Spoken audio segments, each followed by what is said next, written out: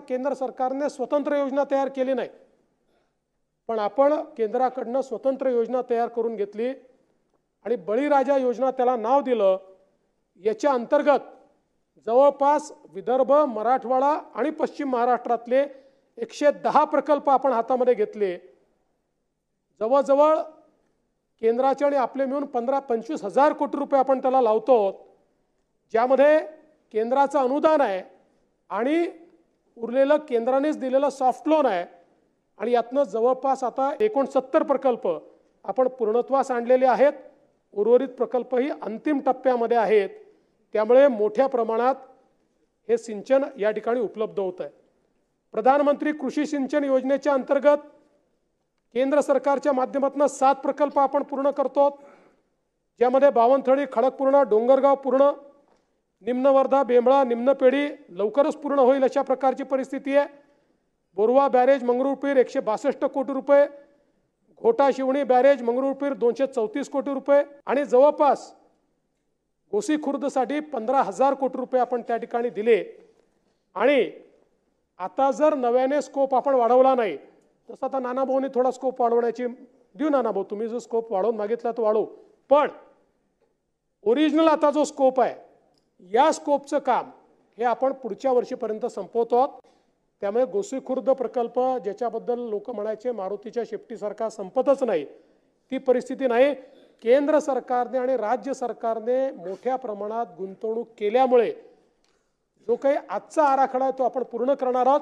आता ज्या ॲडिशनल मागण्या येत आहेत, तुमच्याकडनं मागणी आली आहे, काही गडचिरोली जिल्ह्यातनं काही मागण्या आलेल्या आहेत, हा ॲडिशनल स्कोप त्याच्यात तयार होईल। आपल्याकडे पाणी आहे, त्याच्यामुळे त्याची अडचण नाही आहे। त्यामुळे तो एक ॲडिशनल स्कोप करून तेही काम आपण निश्चितपणे त्या ठिकाणी पूर्ण करणार आहोत। आणि हे करत असताना गोसे खुर्द प्रकल्पाच्या माध्यमातून प्रचंड मोठी त्या ठिकाणी जलपर्यटनाची संधी उपलब्ध झाली आहे। त्याच्या संदर्भात आपण जो मुद्दा मांडलेला नानाभाऊ, आता आपण मागच्या काळामध्ये जायकाला प्रस्ताव पाठवला होता नाग नदी सुधारचा। या प्रस्तावाला त्यांनी मान्यता दिली, 1900 कोटी रुपये दिले, त्याची टेंडर आपण काढलेली आहे। यातलं काम काय आहे? नाग नदीमध्ये एक थेंबही सांडपाणी जाणार नाही, हे त्याचं काम आहे। नाग नदी, पोहरा नदी, पिवळी नदी असं तिघांचाही प्रकल्प आपण तयार केलेला आहे।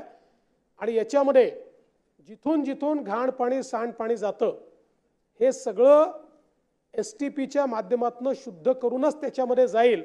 त्यामुळे हे जे आपल्याकडे घाण पाणी येत आहे हे STP तयार झाल्यानंतर निश्चितपणे बंद होईल। पण अंभोऱ्यामध्ये आपण जलपर्यटन केंद्र त्या ठिकाणी त्याचं काम सुरू केलं, 329 कोटी रुपये। यामुळे भंडारा जिल्हा असेल, नागपूर जिल्हा असेल, एकीकडे चंद्रपूर, नागपूर, गोंदिया, भंडारा या सगळ्या भागातलं जंगल, त्यामुळे वनपर्यटन आणि या वनपर्यटनासोबत जलपर्यटन अशा प्रकारचं आंतरराष्ट्रीय इन्फ्रास्ट्रक्चर या ठिकाणी आपण पर्यटनाकरता निर्माण करतो। आपण 2017 साली निर्णय केला नो ओपन कॅनल सिस्टीम, आता बंद पाईपलाईनची सिस्टीम आपण सुरू केलेली आहे आणि सगळीकडे आपण बंद पाईपलाईनने ते काम करतो। आपण नागपूर जिल्ह्यातल्या सावनेर तालुक्यातल्या कन्हान नदी वळण योजनेला आता मंजुरी दिली।